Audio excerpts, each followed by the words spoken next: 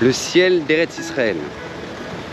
Alors comme vous le savez, durant ce dernier mois, il a été grandement obscurci par des milliers de roquettes.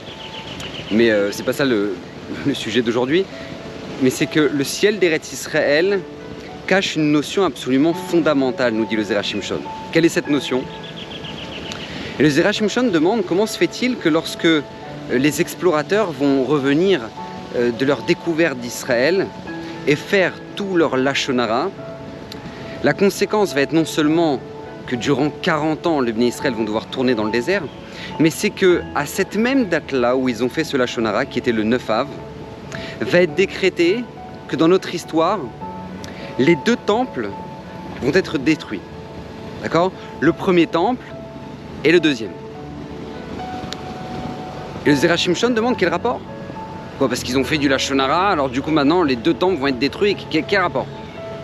Et le Zera Shimshon nous dévoile qu'en fait, il y a justement dans le ciel d'Eretz Israël une fenêtre au-dessus de l'endroit du Beth Amikdash.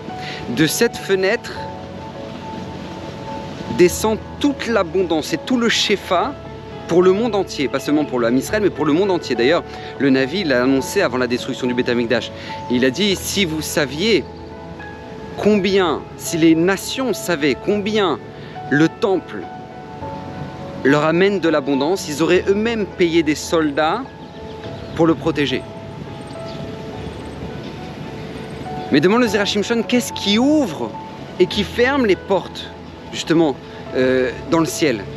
Qu'est-ce qui fait que maintenant cette fenêtre a été fermée et a été complètement fermée le jour du 9 Av et qui a entraîné la destruction du temple? Nous dit le Zera Shimshon, c'est justement le Lashon Hara. Et c'est ça le rapport qu'il y a entre la Lashon Hara des explorateurs et la destruction du temple. C'est parce que c'est l'air de notre bouche, dû au Lashon Hara, qui ferme les portes du ciel. D'ailleurs, vous savez tous que lorsqu'une personne veut une bénédiction, veut une bracha, qu'est-ce qu'il fait? Il va voir le Rav et il lui demande, Rav, vous pouvez me bénir, parce qu'il sait que la bouche du Rav va ouvrir les portes, ou il va tout simplement ouvrir un Télim et se mettre à prier, parce qu'il sait très bien que tout ce qui était fixé à Rosh Hashanah, il ne pourra l'avoir qu'à travers la prière qu'il va faire. Donc on sait très bien dans le bien que tout ce qui nous arrive et tout ce qui, au Hachem, nous est donné, c'est par le mérite de nos prières, de notre bouche qui a été utilisée dans le bien. Mais nous dit le Zera Shimshon, malheureusement, cette réalité est vraie dans l'inverse. Et en ce qui concerne le Lashon Hara. Pourquoi j'ai trouvé cette notion très importante aujourd'hui et j'ai voulu vous en parler? Parce que tout simplement, il faut savoir qu'il y a beaucoup de gens, après cette guerre-là, ils se sont dit, oui, alors le Mashiach, il va venir, voilà, on a descendu des têtes du Hamas. Alors celui qui pense que on a fait approcher l'arrivée du Mashiach d'un seul pas parce qu'on a descendu des têtes du Hamas, alors il se trompe. Parce qu'on sait très bien que un d'enterré, il y en a 10 qui repoussent. Donc, par contre, le Zera Shimshon nous dévoile par contre vraiment ce qui entraîne et ce qui va nous rapprocher de l'arrivée du Mashiach. C'est l'utilisation de notre bouche. Alors, quand on parle de Lashon Hara, tout le monde a l'impression à chaque fois qu'on dit ah, c'est Lashon Hara, c'est parler sur les autres, critiquer les autres, insulter. Nous dit le Chafetz Chaim, non, Lashon Hara, c'est pas que ça. Lashon Hara, c'est aussi du mépris. Le Lashon Hara, c'est aussi de la chariade qui blesse la personne à qui on le fait. Ça aussi, ça rentre dans les critères du Lashon Hara.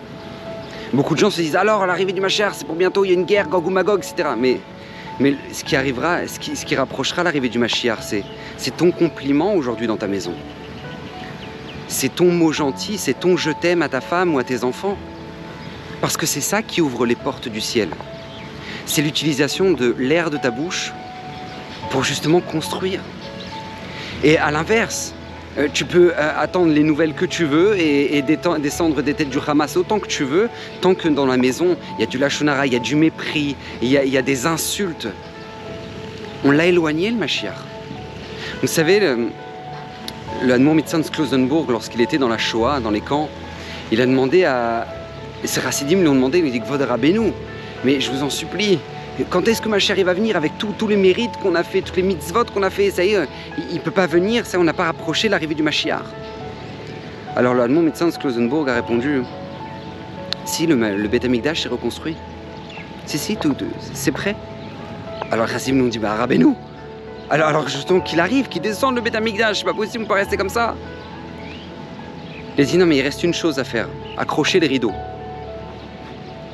Alors les Chassim l'ont regardé, lui dit, mais Rabbeinu, accrochez-le, par votre mérite, vous êtes tellement sadique, accrochez-le.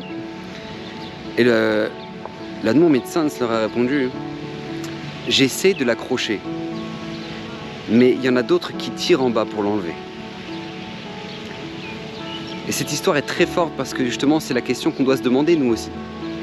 Est-ce qu'aujourd'hui on a fait en sorte à travers notre bouche, comme nous dit le Zera Shimshon, d'accrocher ce rideau là qui reste pour que Mashiach arrive, à travers les compliments, à travers le chesed, à travers la bonté, à travers le fait qu'on met une ambiance extraordinaire dans nos maisons, ou non, on a tiré le rideau, en étant persuadé que le Mashiach s'approchera quand maintenant on aura gagné l'Iran ou peu importe. Le Mashiach s'approchera lorsque maintenant on se parlera mieux et on évitera d'utiliser notre bouche pour dire des choses négatives parce que c'est ça qui ferme les portes. Donc Bezrat Hashem, qu'Hashem vous bénisse de toutes les brachot, que le srout du Zera Shimshon vous protège. Il a promis que tout celui qui étudiera régulièrement ses enseignements sera béni de toutes les bénédictions. Partagez cette vidéo au maximum pour que le maximum du Ham Israël puisse en profiter. Qu'Hashem vous bénisse, bracha v'atzlacha. À la semaine prochaine.